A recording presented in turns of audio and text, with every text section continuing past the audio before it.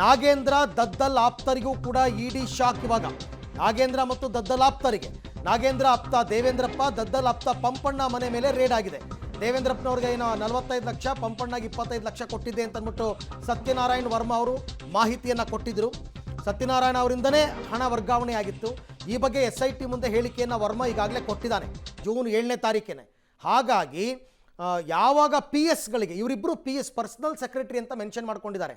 ದೇವೇಂದ್ರಪ್ಪ ಮತ್ತು ಪಂಪಣ್ಣ ಪರ್ಸನಲ್ ಸೆಕ್ರೆಟರಿಗಳಿಗೆ ಹಣ ಕೊಟ್ಟರೆ ಸಹಜವಾಗಿ ಸಚಿವ ಮತ್ತು ಶಾಸಕರಿಗೂ ಕೂಡ ಅದು ಸುತ್ತಕೊಳ್ಳುತ್ತೆ.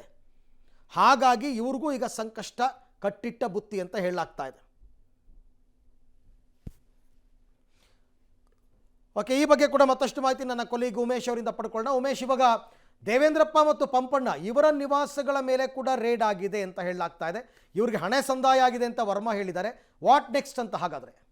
ಖಂಡಿತವಾಗ್ಲೂ ಅರವಿಂದ್, ಈ ಇಬ್ಬರ ಮೇಲೆ ಸೇರಿದಂತೆ ವಿ ನಾಗೇಂದ್ರ ಅವರ ಆಪ್ತ ಅಂತ ನೆಕ್ಕುಂಟಿ ನಾಗರಾಜು ಮತ್ತು ದದ್ದಲ್ಲ ಸಂಬಂಧಿಯಾದಂಥ ಸುನೀಲ್, ಇವರ ಮನೆಗಳ ಮೇಲೂ ಕೂಡ ರೈಡ್ ಆಗಿದೆ ಅನ್ನೋದ್ರ ಬಗ್ಗೆ ಮಾಹಿತಿ ಇರುವಂಥದ್ದು. ರೈಡ್ ಮುಂಚೆನೇ ಇವರೇನು ಅರೆಸ್ಟ್ ಆಗಿದ್ದಾರೆ. ಅರೆಸ್ಟ್ ಆದಂಥ ವೇಳೆಯಲ್ಲಿ ಇಡಿ ಅಧಿಕಾರಿಗಳು ಅವ್ರ ಕಡೆಯಿಂದ ಒಂದಷ್ಟು ಮಾಹಿತಿಗಳನ್ನು ಕಲೆಕ್ಟ್ ಮಾಡಿದ್ರು. ಕಲೆಕ್ಟ್ ಮಾಡಿದ ನಂತರದಲ್ಲಿ ಅದಕ್ಕೆ ಎಲ್ಲೆಲ್ಲಿ ಹಣ ವರ್ಗಾವಣೆ ಆಗಿದೆ, ಇದರಲ್ಲಿ ಯಾರೆಲ್ಲ ಭಾಗಿಯಾಗಿದ್ದಾರೆ ಅನ್ನೋದ್ರ ಬಗ್ಗೆ ಪ್ರಾಥಮಿಕವಾಗಿ ಒಂದಷ್ಟು ಮಾಹಿತಿಗಳು ಲಭ್ಯ ಆಗಿದ್ದು. ಅದನ್ನು ಲೀಸ್ಟ್ ಮಾಡಿಯೇ ಇವತ್ತು ಏಕಕಾಲಕ್ಕೆ 18 ಕಡೆಗಳಲ್ಲಿ ರೈಡ್ ಮಾಡ್ತಾ ಇರುವಂಥದ್ದು. ಅದರಲ್ಲಿ ಪ್ರಮುಖವಾಗಿ ಅವರ ಮನೆಗಳು, ಕಚೇರಿಗಳು, ಬ್ಯಾಂಕ್ನ ವಿವಿಧ ಮ್ಯಾನೇಜರ್ ಏನು ಇನ್ಚಾರ್ಜ್ಗಳು, ಹೆಡ್ಗಳೇನು ಇರ್ತಾರೆ ಅವ್ರ ಮನೆಗಳಲ್ಲೂ ಕೂಡ ರೈಡ್ ನಡೀತಾ ಇರುವಂಥದ್ದು. ಹಾಗಾಗಿ ಈ ಪ್ರಕರಣದಲ್ಲಿ ಪ್ರಮುಖವಾಗಿ ಏನು ಈ ಪ್ರಾಥಮಿಕವಾಗಿ ಈ ಇಡಿ ಅಧಿಕಾರಿಗಳನ್ನು ದಾಳಿ ಮಾಡಿದ್ದಾರೆ. ದಾಳಿ ಮಾಡಿದಂಥ ವೇಳೆಯಲ್ಲಿ ಅವ್ರಿಗೆ ಪತ್ತೆ ಆಗಿರೋ ಮಾಹಿತಿ ಆಧರಿಸಿ ಈಗ ದಾಳಿ ನಡೀತಾ ಇರುವಂಥದ್ದು. ಒಂದು ವೇಳೆಯಲ್ಲಿ ಏನು ಅಕ್ರಮ ವರ್ಗಾವಣೆ ಆಗಿದೆ ಅನ್ನೋದು ಈ ದಾಳಿ ವೇಳೆಯಲ್ಲಿ ಕನ್ಫರ್ಮ್ ಆದರೆ ಅಂಥ ಸಂದರ್ಭದಲ್ಲಿ ಆ ಸಂಬಂಧಿತ ವ್ಯಕ್ತಿ ಅಂದರೆ ನೆಕ್ಕುಂಟಿ ನಾಗರಾಜ್ ಆಗ್ಬೋದು, ಸುನಿಲ್ ಆಗ್ಬೋದು, ಈಗಾಗಲೇ